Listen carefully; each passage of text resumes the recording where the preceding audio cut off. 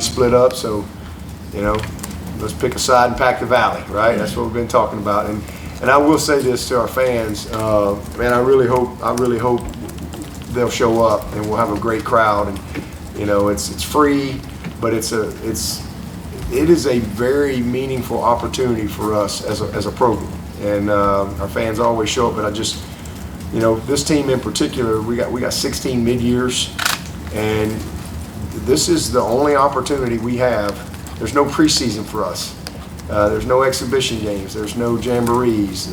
There's no scrimmages against other teams. This is the only true opportunity that we have to create a game feel. And for a lot of these mid-years, this is a big moment because, the next time they actually play, it's going to be, the scoreboard's going to be lit up. And so this is a great opportunity to try to, hopefully create that game feeling for some of these guys. And then we got some guys that are getting a lot more opportunity as your team changes every year. You start over, so it's going to be a great day. I think it's going to be maybe 60 or something, a little cooler early, and beautiful sunshine day. So hopefully we'll have a great crowd. We got a lot of recruits coming, a lot of families. So man, let's pack that thing and let's make it a great day. I think it'll be a very competitive day. But really proud of the guys and our staff. I think we've had a good spring. We want to finish well, and we want to create good momentum into the next phase of our year and our journey. It's what we call transformation, and so that starts right away. We'll start all of our exit meetings Monday. That'll probably take me 3 or 4 weeks to get through all the meetings with the players, and certainly the position coaches will meet with their group, and so a lot of information that we will discuss and talk about and make sure we're all on the same page on what everybody needs to do to come back and not pick up where we left off, but to be ahead. That's what transformation's about. And everybody being committed to coming back, and wherever they are in our program, just being the best that we've seen them. And if everybody does that, then hey, you got a chance to get off to a great start. So we got a lot of work done, and I think big picture wise, leadership, chemistry, confidence, getting some evaluation on some guys that we need to evaluate in competitive environment. We've been able to do a lot of that, and we're still not a complete team. We've obviously had some guys that have had some surgeries and things like that have been in and out of camp. We've got some more guys coming in June before we're truly a complete team, but it's good to be able to wrap it up this weekend. And then we've got, that's one of the reasons we try to go early. We don't like to finish too late in April because we get out early. They're May 1 is the week of finals, and if they have finals, sometimes they don't have finals, or they do them early or whatever. But so it gives us a good 3 weeks of really good training, strength conditioning, creating momentum into the summer, which is the most critical time, and so as opposed to going later and having a little longer winter, this is, you get more time to get some guys back. Obviously we've done a couple of cleanup type surgeries, and we time those to where we know the guys will be ready to go once we get started in the summer.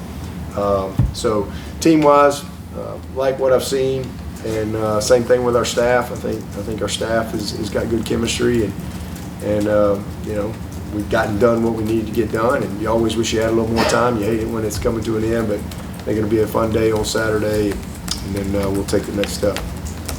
So usually the coordinators will stand behind, the offense or the defense. So now that they're head coaches, how do you kind of divide that up with play calls? Yeah, we've done it differently over the years. I prefer to split the team and split the staff because I think it's good for your staff development too. But sometimes, like last year, for example, obviously you got a change in coordinator, so Garrett kind of went back and forth. But we'll split it up this year, completely split it up, and we'll have, we got enough staff to where everybody. And then we got some injured players will be coaches as well. And got some honorary coaches coming back. We got Gary Peters, big GP, who's still playing. He's still playing up. I think he might be the best DB up in Canada. He's playing. DJ Reeder's coming back. He's going to be one of our honorary coaches, and hopefully Sammy Watkins is going to be back as well. So he's still trying to work it out, but I'm really, really excited about the day. But yeah, Garrett will call it for one side, Kyle will call it for the other side, Wes will call it for one side, Mickey will call it. So we got plenty of coaches, but it's a good opportunity. We split up Nick and Chris, so everybody's got a good feel for it on how we want to do it. And there might be a couple of players that have to flip both ways. For example, like Trent Pierman, we got 3 quarterbacks, so Trent will probably. Paul's practiced all spring, but we're not going to play him in the scrimmage. But he'll be a coach on the other side. But Trent will probably get. I think we settled on maybe every 3rd series for both teams, so he'll kind of go back and forth. So he gets the work that he needs, and all 3 quarterbacks will get the reps. So it'll be a good day. I guess who were some of the other injured players that you think that would be starters that are not going to participate? Oh man, I don't have my sheet in front of me. Well, you got Jay Lou, has been out all spring. He's doing great, but we had to do the surgery on him beforehand, so he'd be ready for the summer. We got a pretty good healthy list. Cole's not going to be able to play. Adam's back. Cole's not quite ready. He's a lot better. He's kind of got a strained ab, but he's not quite ready. So, he had a really good start to spring, a very good first scrimmage, and strained his ab. So he's not quite ready to go. He's thinking offensively.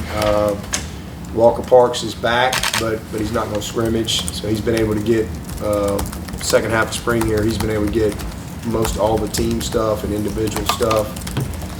Same thing with Ronan O'Connell, young freshman. He's coming off of surgery from high school, but he's been able to get out there and get some individual stuff. He won't be able to go.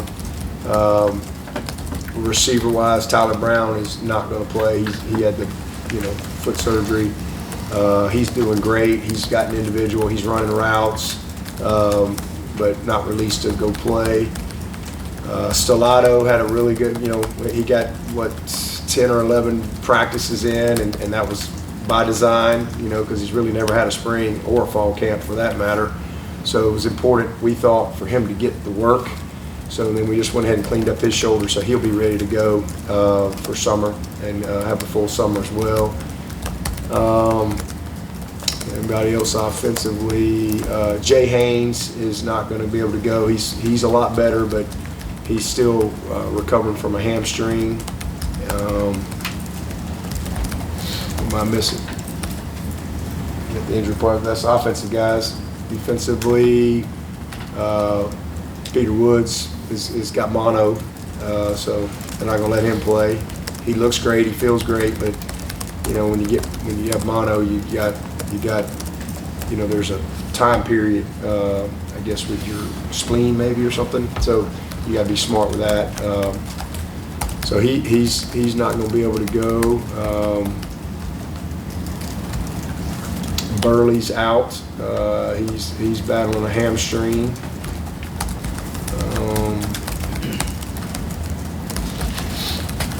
What you want to ask me about? Strozier's back. Excited to have him. Corian Gibson who's been out all spring. He's coming off an ACL from his high school.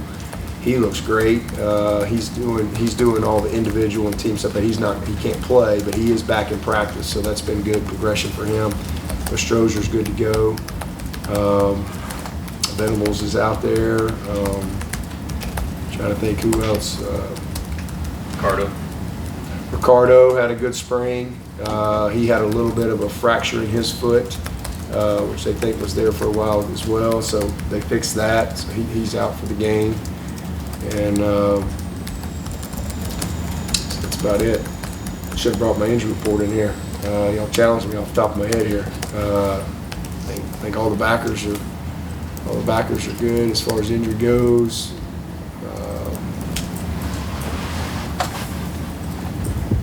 I think that's it. Is Noble Johnson? Noble, that's one I forgot. Noble's been out all spring. He's not cleared yet. He's better, getting better, but he's not been able to practice all spring. Has Jay Haynes been out all spring? Well, he started out, going and just pulled his hamstring in mat drills, and then just wasn't able. He tried to go, and he just wasn't able to really get past about 70% early. So they've just been really trying to build him up and be smart with him. And I hate that for him because he really needed the work. But it is what it is. We need him come August. So you mentioned evaluating players in a competitive environment. So who are some of those players that you wanted to see more see them play in these competitive environments? Well, I think we had guys at every position. Our quarterback's number one. I really needed CB to get a ton of reps. He really hadn't had hardly any reps. Once we got to the season, he hardly had any reps, mental reps. And we needed him to be mentally ready to go. And we gave him a little bit of scout team here or there, but he really mostly, was just watching and doing some things on his own. So he needed to get a ton of competitive work. And it was good to see that. I think he's made big strides. I'm really, pleased with his development. Same thing with Trent. He needed a ton of reps. He's gotten them. So I feel a lot better right now than I did, in January. Just because I knew what we needed to go do, and you just need to see it. So I've seen what I need to see as far as the guys in that aspect, and then we got a lot of new people in that offensive line. Elijah Thurman, and Mason Wade, and Zach Owens, and these are guys that we needed to really see take another step. And then some guys in new roles like Ryan Linthicum. He's out there battling for a starting job, and it's a much bigger spotlight than what he's had. How's he going to handle that? How are we going to compete? Obviously, the work with Peter Woods, and training him at end. That's been a big part of what we needed to get done. Some of these young linebackers, D. Creighton, Jamal Anderson, Kobe, Sammy Brown coming in here early, exposing all those guys. The young tight ends, Olsen, Marcus Dixon, Sapp, Wesco is a young guy coming in here. We need to see him. How's he going to handle it? How's he going to respond? What's it going to, there's just a lot of things that you have to go through the process to get an answer for. Our kicker, Hoosier. Is Jack Smith going to take the next step? So lots of areas that we needed to see development, growth, and competition. A guy like Strozier, I know he's missed some, but getting him back out there and the work that he's been able to get. Seeing AV and Shelton, seeing Tavoy, growing him up as a young player, all those young safeties. So you just got to go play. There's going to be a lot of mistakes when you get into spring, when you're repping 3 groups, and in some cases 4. It's not always going to be perfect, but you have to be able to play. It's like minor league baseball, right? Like, you got to have games. That pitcher needs a batting lineup to bat against, or maybe there's 3 guys out there that got a shot at the major leagues, but you need them other guys to go play too, right? And so you have to create these, and with that, you're going to have some mistakes, and sometimes it looks good, and sometimes it doesn't. But that's how you get you guys better. You got to expose them and get it all on tape and teach. That's what we've been able to do this spring.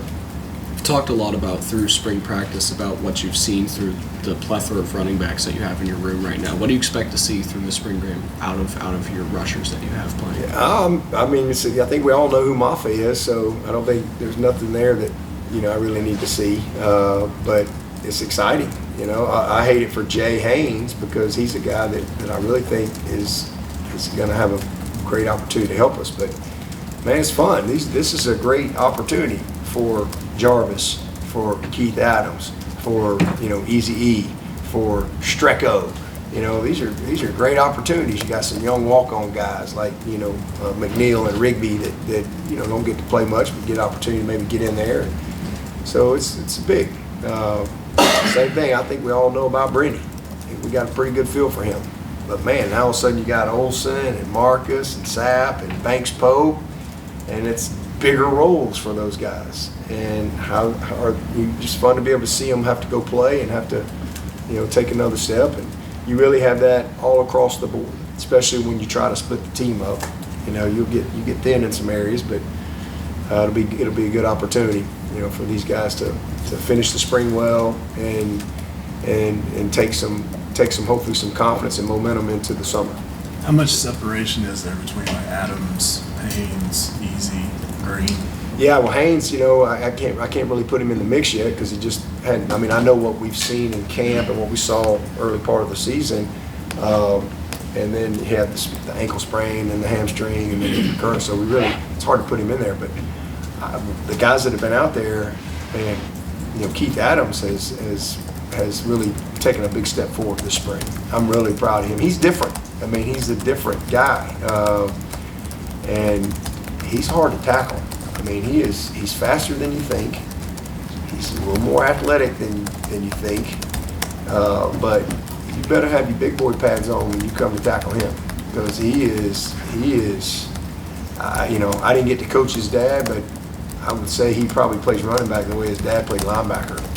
I mean, that's just kind of that's the best way I can describe this kid. He's just hard to tackle, and his confidence has grown this spring, and with his when a guy starts to figure it out, they just play faster and they play with more, and you just see it. And I just think his knowledge of the game, and as his confidence has grown, his talent has shown through. So I think he's done a great job. Jarvis has taken full advantage of his opportunity as well. And I've said this many times about that kid. He's a very natural runner, and he does there's really nothing he doesn't do well. Like he's just natural at everything he does. And then Easy E, I think it really fast early, a lot. But the pace of spring is good for a guy like him. It's not like every day fall camp when all of a sudden you just by about day 8 you just like are overwhelmed. I think he's had some overwhelming moments, but then the schedule of the spring has allowed him for things to slow down a little bit, and it's been good for him. He's strong, he's fast. Strecco's a kid that's got some ability as well. So I mean, it's been good. It'd be fun to watch them, split them up, let them go play. I think we've got a lot of guys in the offensive line that have flashed as well, so really at every position. I hate we won't have Cole or Stellato out there or Tyler. That's 3 pretty good players, but it's a great opportunity for those other guys. Like a Tink, like a Ronan, Hannafin. It's good to see him have a chance to go start in a game like this. This is a big opportunity for him, and a lot of confidence can come from that. How's the kicking competition been shaping up? Kind of steady Eddie, they're both kind of right there. I can't really say one guy's like said, hey, I'm the guy. They're just kind of right there. Robert's probably been a tad more consistent, but not a lot. They're both right there together. Where's the void right now going into the summer? I think he's in a good spot because, man, he doesn't even know how valuable the experience that he has gotten. I mean, all the way back to bowl prep. The experience he got there, just the learning curve that he's been able to go through. That'll pay off big for him when he comes back and he takes it into the summer. But he's already bigger and stronger, first of all. So just being in the program has been a benefit to him from that standpoint. But I just think he just knows a lot more. Like his foundation in June, as if he was just showing up here in June, is going to be way further ahead than it would have been if he'd have shown, if he didn't come in January, really for bowl in December. So going to be a good player. He's talented. Still got a ways to go, but I mean, I think he's progressing. Has anybody started to maybe separate themselves at center with that competition? I think if we played today, Ryan's running out there first. I don't think there's any question about that, but we don't play today, and we got a lot of work that needs to take place between now and August. And as I get into my individual meetings with all these players, there's certain things that I just want to see from every single player, and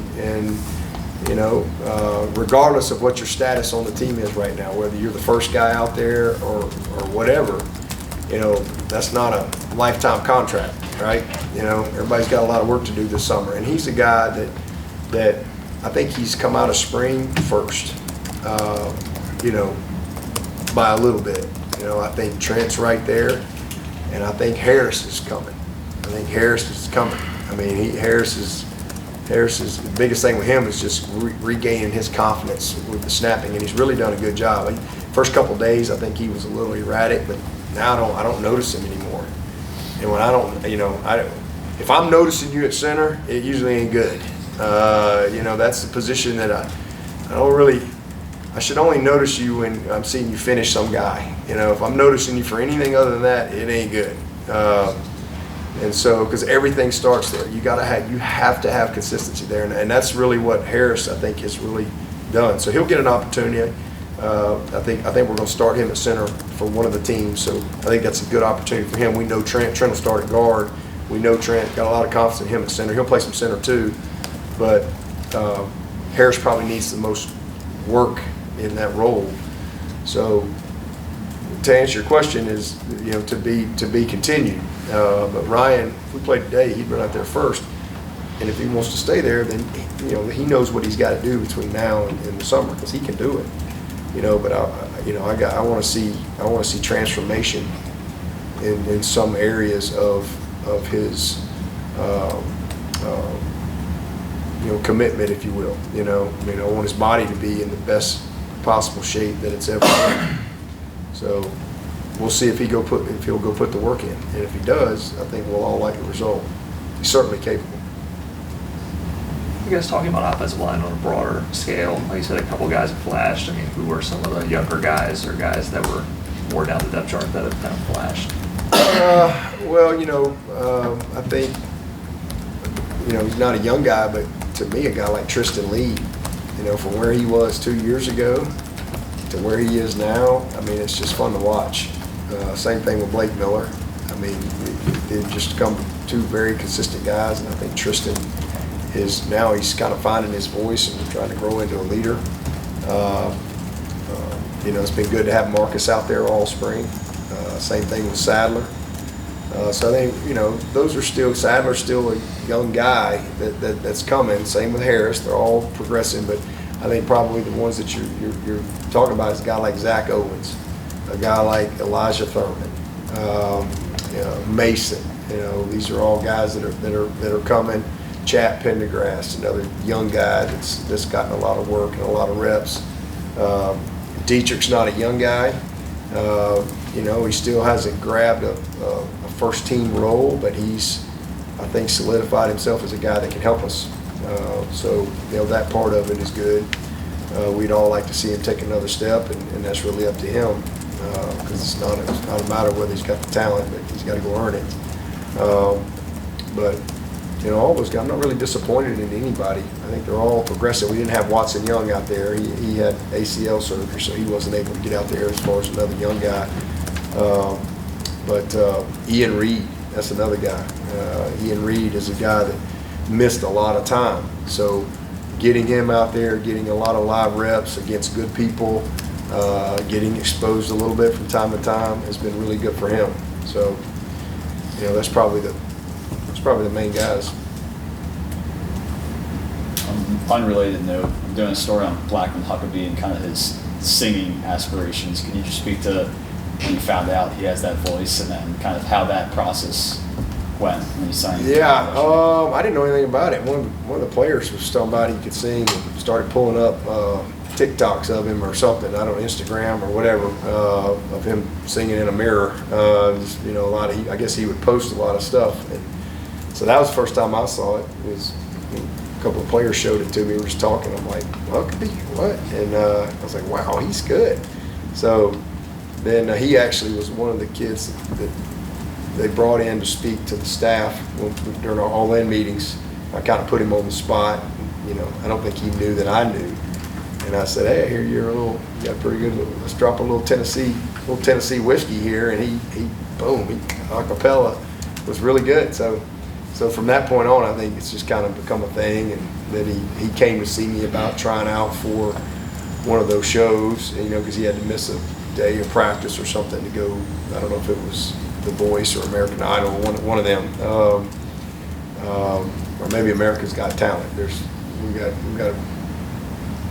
one of those, and so he went to go do that, and then because he was kind of hoping he'd make the cut, so we talked about some further, but he didn't quite make the cut. But he's singing national anthems, and I mean, he's a neat kid. I mean, he's got a great story, really, really cool story, and he's a very committed guy, tough guy. He's had a million injuries. I mean, he's had some of the craziest injuries, but he's a kid that, you know, everybody loves having around. Great spirit. Dabo, in recruiting, a huge piece of your identity is kind of the exclusivity of a Clemson offer. You know, it offers 70 kids a class, and everybody's throwing 300 out. You understand the substance why, but is there a story maybe on kind of how you chose to go in that direction? I mean, I just think we know what we're looking for. You know, we're not all things to all people. I think we've offered 56 kids so far in this class of 25. You know, our hit rate's really high. You know, if we offer a kid, there's a good chance, you know, we might get them. And, you know, I don't know, I've just always wanted our offer to mean something.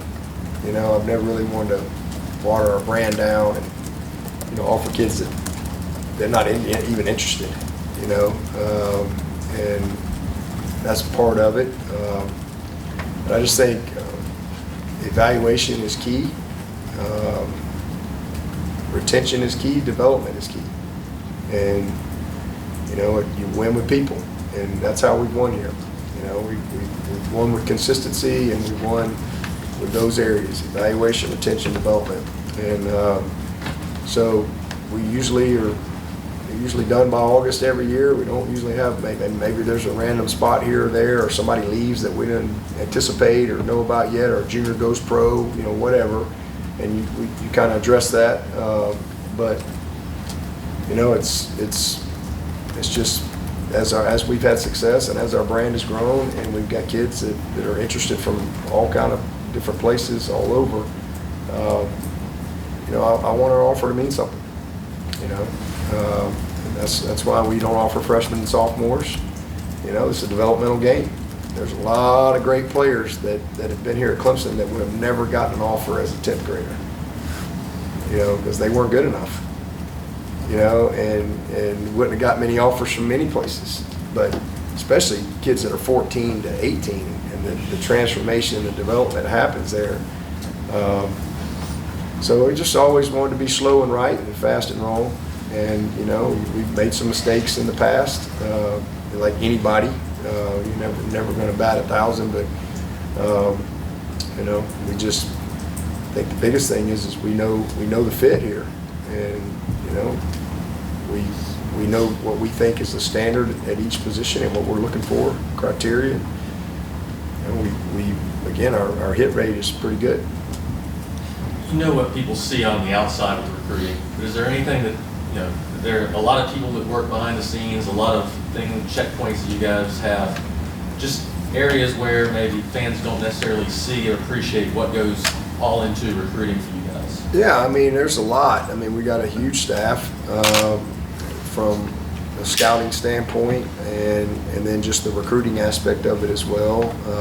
You know, Jordan, Sorrells, and Ty, and Danny, and Josh, and Chanel.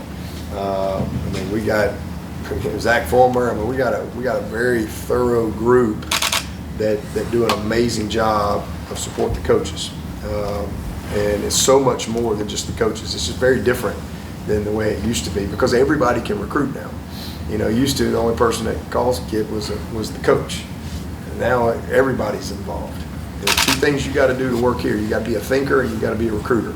If you ain't those two things, probably not going to make it here. Now everybody's got the rest of your job description, but those are two things that everybody, that's everybody's job description. You got to be a thinker, you got to be a recruiter, and you know, that's the lifeline of your program. So there's a lot that goes into it when it comes to evaluation, communication, how we go about our offer protocol. You know, how an offer comes to be. You know, we don't just throw them out there. We're very, very thorough in that process. I get a report every Tuesday of every kid we're tracking. I get a report on their social media, everything. I get it. I don't even look at one column, but there's the coaches kind of look at what they like and didn't like and retweeted or posted or whatever. I just go to one column that says, questionable content. And, I'm just looking for a red yes. So, there's a lot of things that go into our process. Because again, this is not a place, this has not been a catch and release place. It's not been our mode of operation around here. And I know that's, something that other people, and that, to each his own. I just feel like when a kid comes here, it's our responsibility to graduate him. And he's going to have that opportunity to do that. I'm not going to fix mistakes, as long as the kid's a good kid, goes to class, he gives great effort, he tries, hey, it's till graduation do we part here. And it's just the way it is. So that's another reason why there's not many offers, because coaches know they're going to be held accountable. That's but that's also a two-way street. That's one of the reasons why you don't see, again, a lot of kids leave here without having degrees. On that same note, other coaches have talked about how the recruiting landscape is changing, how it used to be more about connections and now it's moving more towards NIL and money. Have you guys dealt with any of that? And obviously you guys are a special place. Like how has that landscape changed for you guys? Oh yeah, sure. Everybody deals with that. Honestly, it's made my life easier. It's made it a simpler process for us, and we don't waste any time in recruiting. It's pretty clear cut and up front who really aligns with who we are and who's looking for something different. And so the good news is there's a lot of great players out there and it's not that they don't want to do NIL, absolutely, but our NIL is for retention, not recruiting. That's how we've used it, that's been our approach. And there's some kids that are just making a decision just on that, and that is fine. It's not to each his own. Judge people for what they think they want to do. But then there's kids over here that's important, but here's what they're really making their decision on, and that's the kids that come to Clemson.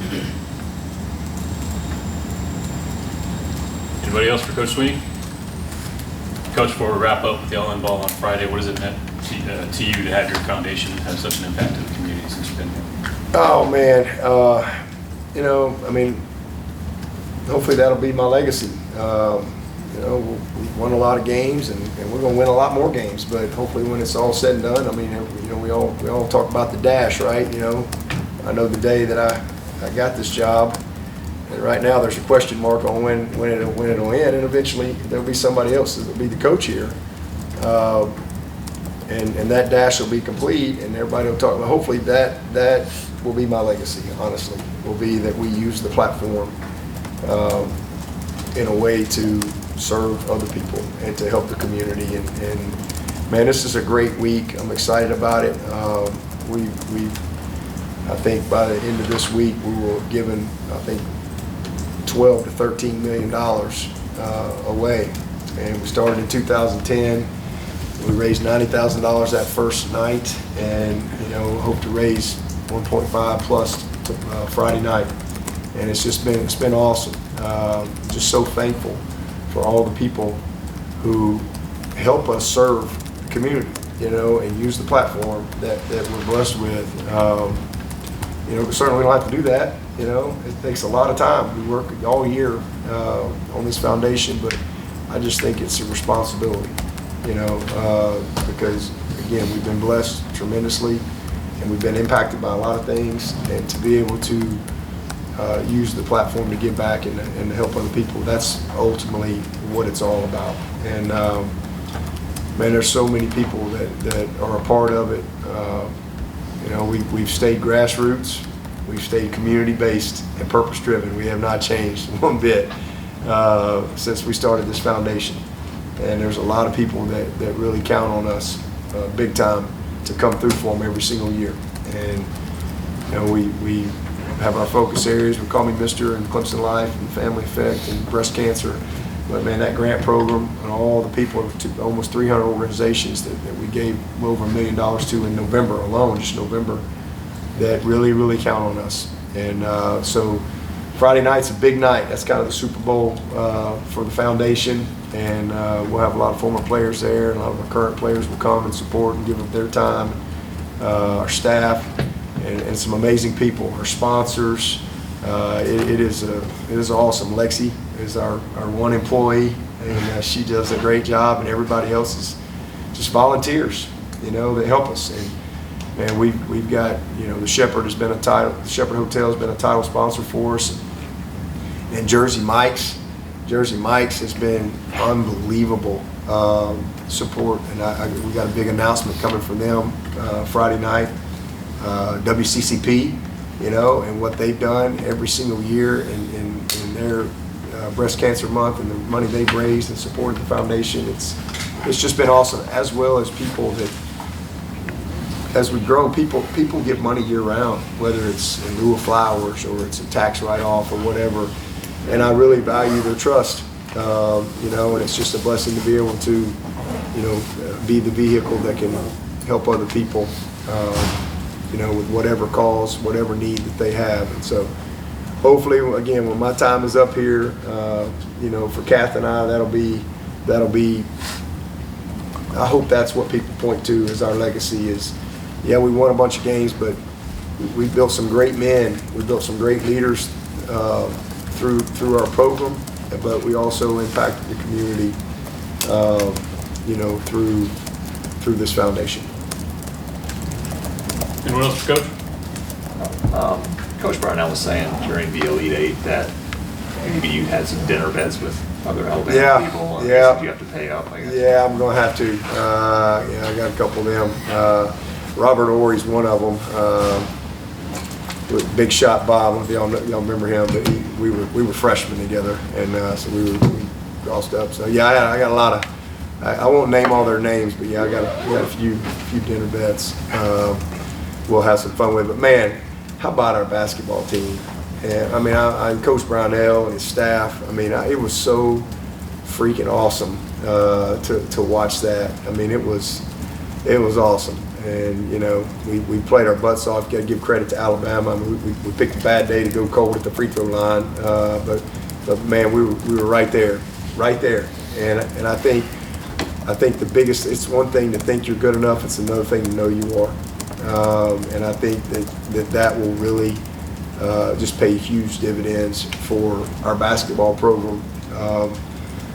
Similar to us in football. I mean, it's one thing to do something, like I said, to get to the Final Four and to play in that first national championship back in 15, even though it didn't go our way. We battled, we competed. It just kind of changed things, because we thought we were good enough. But after that game, we knew we were. And we knew we could compete. And that is the type of fuel that you need. I see the same thing with our basketball program. Just super proud of those guys. And what an amazing year for them, and a fun run. You don't get lucky. You don't get lucky and get to the Elite Eight. That ain't luck. That's elite. And I think they'll do a great job of building on that as they move forward. So really proud of all those guys, and I know a couple of those guys may have decisions to make, but it's been fun to watch them, go through their time here at Clemson. Clemson University sued the ACC. I was wondering, do you have any comment on the lawsuit on the matter? No.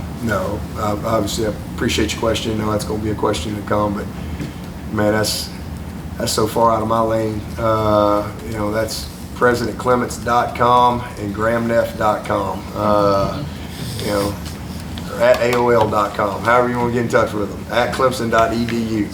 They can answer all them questions. I'm just trying to. I know we got a season. That's all I'm focused on.